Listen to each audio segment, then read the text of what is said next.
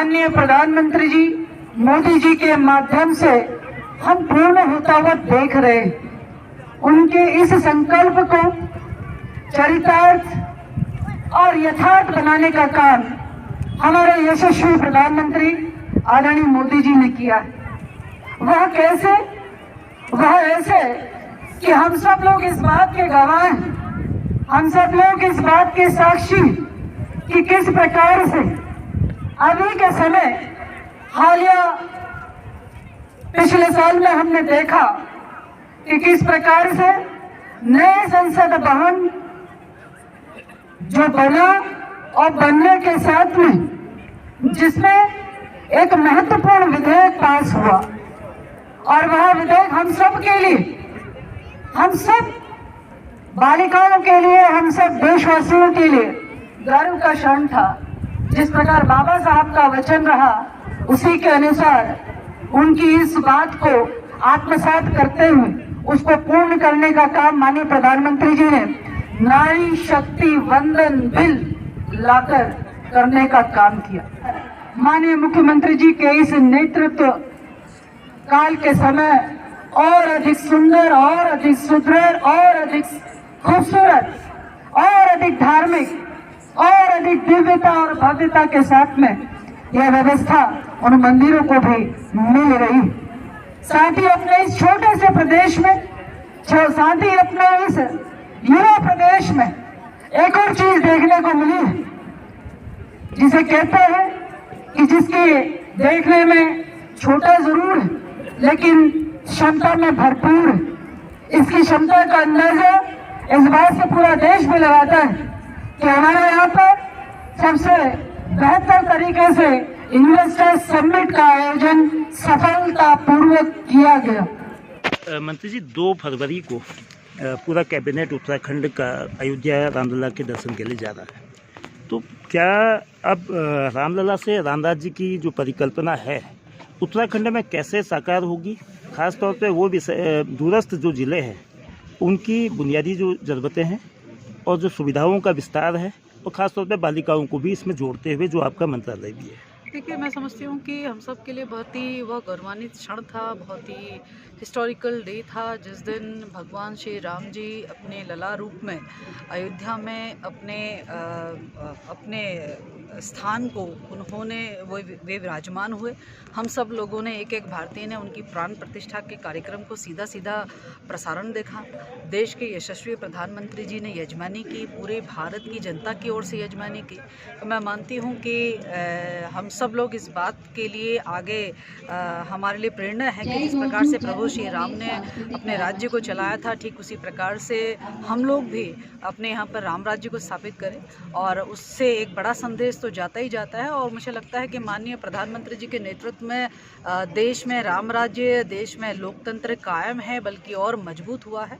और रही बात अपने प्रदेश की, तो मुझे लगता है कि माननीय मुख्यमंत्री जी के नेतृत्व में भी लगातार यदि हम देखते हैं तो लॉ एंड ऑर्डर की स्थिति उत्तराखंड में बहुत अच्छी है। हम देखते हैं कि हमारे यहाँ पर पहले के मुकाबले, चाहे हमारे स्वतंत्रता संग्राम सेनानियों के सपने रहे हों उसको पूर्ण करना हो, उनके लिए आरक्षण हो, उस खेल के क्षेत्र में आरक्षण 4% का आरक्षण अभी कैबिनेट ने करने का काम किया है। आउट ऑफ 10 जॉब हमारे युवाओं के लिए दिया है। युवाओं के लिए ही निष्पक्ष तरीके से उनके पेपर हो सके तो कानून बनाने का काम किया है कि किसी प्रकार से नकल ना हो सके। तो ये सारी चीज़ें हैं कि जिससे हमारे युवा भी सही दिशा में काम करते रहे, हमारा प्रदेश भी निरंतर आगे बढ़ते रहे। हमने हाल ही के दिनों में G20 देखा है, हाल ही के समय में हमने इन्वेस्टर समिट देखा है, हाल ही के समय में हमने सिलकारा जैसी चीज़ें भी देखी हैं। हाल ही के समय में हम अपने इस कुमाऊं क्षेत्र में मानसखंड माला के रूप में अपने मंदिरों को आगे बढ़ते हुए देख रहे हैं। तो ये सारी चीज़ें हैं जो कि देवभूमि को देवभूमि बनाने की और हम लोग अग्रसर हैं, देवभूमि को अग्रणी राज्य बनाने के उसमें हम लोग अग्रसर है। रही बात दूर दराज गाँव की, तो मुझे लगता है आज की परिस्थिति में लगभग हर दूर दराज गाँव जो है वो मुख्य मार्ग से जुड़ा हुआ है। बेशक अब लोगों की अपेक्षाएं अपने घर तक सड़क लाने की है, उसके लिए भी सरकार संकल्पबद्ध है। जहाँ जहाँ संभावना होगी तो निश्चित रूप से सड़क भी, बिजली भी, पानी भी और उनकी जो मौलिक या मूलभूत आवश्यकताएं हैं उसको लेकर सरकार प्रतिबद्ध है और उसको लेकर सरकार निरंतर काम करती आई है और करेगी। मंत्री जी, 2 विषय पिछले दिनों काफ़ी चर्चा में थे, भूमि कानून और मूल निवास। उसको लेकर सरकार का स्टैंड क्या है? क्या सरकार जो भूमि निवास पर जो 1950 की डेडलाइन को मानने के देखिए, लिए? मुझे लगता है कि हमारी सरकार, माननीय मुख्यमंत्री जी बिल्कुल जनभावनाओं के अनुकूल कार्य करते हैं। ये हमने आचरण अभी तक में देखा होगा। तो निश्चित रूप से आगे भी जो निर्णय होंगे प्रदेश हित में, उत्तराखंड के नागरिकों के हित में, माननीय मुख्यमंत्री जी उसे लेने में देरी नहीं करेंगे। तो इसलिए मुझे लगता है कि सारे निर्णय अपने समय के साथ होते हैं, तो हम लोग को वेट एंड वॉच करना चाहिए। जो सिलक्यारा में अच्छा काम सरकार ने किया, लेकिन जोशीमठ को लेकर जो 1 साल से अधिक समय हो गया है, उनके विस्थापन की जो स्थिति है, पुनर्वास की स्थिति है, वो बड़ी कमज़ोर है। सरकार उनके विस्थापन को लेकर गंभीर है और सरकार उनके विस्थापन को लेकर लगातार उनसे संवाद कर रही है। बल्कि हम तो ये देखते हैं कि जिन लोगों ने विस्थापन होना है वे ही कहीं अपना मन जो है वो नहीं बना पा रहे हैं, जिसके कारण से इसमें देरी हुई है। अन्यथा सरकार ने भूमि भी चिन्हित कर ली है, उनको बताया भी है, पर जिनको विस्थापित होना है वे जिस समय भी इसके लिए मन विचार बनाएंगे, निश्चित रूप से वह कार्रवाई भी पूर्ण कर ली जाएगी। नारी शक्ति वंदन बिल की बात आपने भाषण में तो भी अंदर ही बैठ लेते कही। भाई साहब। तो नारी शक्ति वंदन बिल में हाँ। वो कब लागू होगा वो तो बात की बात है, 2029 में, 2034 में। लेकिन जो 2024 के लोकसभा चुनाव होंगे, क्या भारतीय जनता पार्टी महिलाओं को अधिक संख्या में प्रत्याशी बनाएगी? खास तौर पे कुमाऊं में उत्तराखंड बनने के बाद दोनों सीटों में से एक में भी महिला प्रत्याशी नहीं हुई। क्या इस बार ऐसी कोई संभावनाएं आप देख रही हैं? देखिए, केवल उत्तराखंड की बात नहीं है, पूरे देश की बात मैं कहती हूँ कि भारतीय जनता पार्टी हर वो निर्णय करेगी जो महिलाओं के हित में बेहतरीन हो, जो वहाँ के क्षेत्र के हित में बेहतरीन हो। इसमें महिला पुरुष का एंगल देखना मेरे ओर से गलत होगा। कुल मिला के वहाँ नेतृत्व होना चाहिए जो उस क्षेत्र का विकास कर सके, और मुझे लगता है कि ऐसा नेतृत्व यदि महिलाओं के रूप में मिलता है तो वो भारतीय जनता पार्टी सर्वप्रथम वही निर्णय करती है। क्योंकि हमने अभी देखा है कि किस प्रकार से भारत के राष्ट्रपति वो महिला बनी है जो कि बिल्कुल पिछड़े वर्ग से आती है, जिसके हम दूर दूर तक सपना भी नहीं देखते थे, लेकिन भारतीय जनता पार्टी ने बड़ा संदेश उसके माध्यम से दिया है। तो इसलिए महिलाओं को जिम्मेदारी और नेतृत्व देना भारतीय जनता पार्टी की प्राथमिकता है। लेकिन मुझे लगता है कि ये वहाँ की स्थिति परिस्थितियों पर निर्भर भी करता है। तो उत्तराखंड क्या राष्ट्रीय खेल करने की स्थिति में है? उत्तराखंड 100% 38वें राष्ट्रीय खेलों की मेजबानी करने जा रहा है। अक्टूबर-नवंबर माह में इसका आयोजन होगा। खेल विभाग ने पूरी तैयारी कर ली है और इसी खेल के प्रयोजन के दृष्टिकोण में बड़े बड़े फैसले भी हो गए हैं। 4% का युवाओं के लिए स्पोर्ट्स कोटा हो गया है। आने वाले समय में वह अभी कैबिनेट से पारित हुआ है, आने वाले समय में वह कैबिनेट में अधिनियम के रूप में भी आएगा और कल को कानून बनेगा। और इसी प्रकार से आउट ऑफ टर्न जॉब की भी विज्ञप्ति हम लोगों ने निकाली है। चाहे वो राष्ट्रीय और अंतर्राष्ट्रीय खिलाड़ी हो, वो सीधे सीधे जो है उसमें अप्लाई करते हुए नौकरी को प्राप्त कर सकता है। तो ये सारी व्यवस्थाएं हैं जो कि राष्ट्रीय खेलों के मेजबानी करने के वक्त में खिलाड़ियों के प्रोत्साहन के निमित्त जो आवश्यक होता है वो सरकार ने स्टैंड ले लिया है। बल्कि हम लोगों ने हमारे विभाग में काम कर रहे हैं लगभग 500 कोचेस को ये लक्ष्य दिया है कि आप 50-50 ऐसे खिलाड़ी तैयार करेंगे जो कि आने वाले समय में देश के 10 राज्यों में हमारा स्थान उत्तराखंड का बन सके। तो वो पदक लाने वाले खिलाड़ियों की तैयारी वो करें, यह भी लक्ष्य दे दिया है। हम लोग यहाँ तक भी हम लोग आगे बढ़ने के तैयार हैं कि हमको अंतर्राष्ट्रीय कोच की आवश्यकता होगी तो हम वह भी हमारे खिलाड़ी बच्चों को दिलाएंगे। तो उसके लिए मुझे लगता है जिस प्रकार से G20 इन्वेस्टर समिट हुआ है ठीक उसी प्रकार से जो है 38वें राष्ट्रीय खेलों की मेजबानी इस देवभूमि में उसकी अपार क्षमताओं को दिखाते हुए सफलतापूर्वक करें।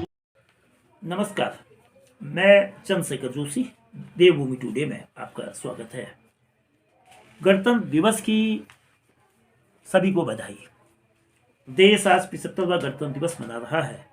देश प्रदेश के साथ ही चंपावत जिले में भी यह गौरवमयी समारोह उल्लास, उमंग और पूरे जोशो खरोश से मनाया गया। जिले का मुख्य कार्यक्रम चंपावत पुलिस लाइन में हुआ, जहां उत्तराखंड की कैबिनेट मंत्री और जिले के प्रभारी मंत्री रेखा आर्या ने झंडा फहराया, परेड की सलामी ली। इस मौके पर करीब 30 मिनट तक दिए संबोधन में मंत्री रेखा आर्या ने संविधान निर्माण की प्रक्रिया, संविधान के जनक बाबा साहब डॉक्टर आम्बेडकर को याद करने से लेकर मौजूदा दौर की उसके विकास की गाथा को सिलसिलेवार तरीके से रखा। गणतंत्र दिवस के संबोधन के जरिए 3-4 महीने बाद होने वाले लोकसभा चुनावों के मुद्दों को भी उन्होंने बेहद करीने से उठाया है। दलित समुदाय के सशक्तिकरण, नारी बंधन कानून से महिलाओं को मिलने वाली सियासी शक्ति, सड़क, बिजली, पानी सहित विकास के अन्य मुद्दों को बखूबी उठाया। प्रधानमंत्री नरेंद्र मोदी को विश्व नेता बताते हुए दुनिया का सबसे शक्तिशाली नेता बताया, तो प्रदेश के युवा मुख्यमंत्री पुष्कर सिंह धामी की उपलब्धियों को यह ऐतिहासिक करार दिया। मंत्री रेखा आर्या ने कहा कि उत्तराखंड बेशक क्षेत्रफल में छोटा है, आबादी कम है, लेकिन संभावनाओं और क्षमताओं से भरपूर है, इन्वेस्टर फ्रेंडली है, मॉडल स्टेट और मॉडर्न स्टेट की ओर बढ़ रहा है। मंत्री के संबोधन में हर वर्ग और हर मुद्दे को छुआ गया। जाहिर है कि इसका लाभ आने वाले लोकसभा चुनाव में लेने का भी संकेत की भाषा में प्रयास किया गया। अल्मोड़ा के मौजूदा सांसद अजय टम्टा के टिकट के संशय के बीच महिला सशक्तिकरण के मद्देनजर गणतंत्र दिवस पर उनका संबोधन संकेत की भाषा में चुनावी बिगुल बजा गया। न केवल भारतीय जनता पार्टी के लिए एक मजबूत सियासी जमीन तैयार कर गया, बल्कि महिला प्रत्याशी होने की सूरत में खुद के लिए एक प्रभावशाली पहल भी कर गया।